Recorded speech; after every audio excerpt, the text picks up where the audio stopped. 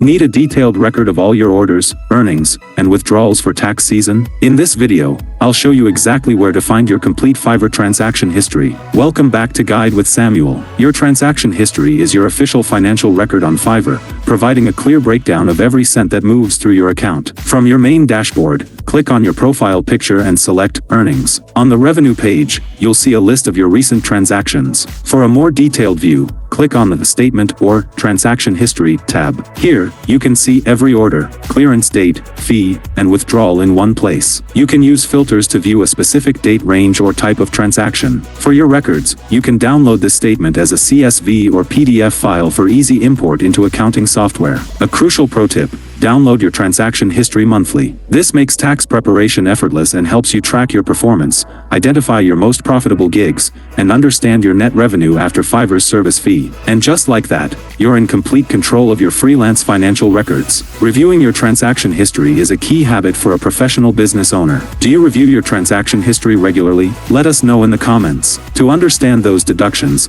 subscribe for our next video on how to pay Fiverr processing fees. Thanks for watching.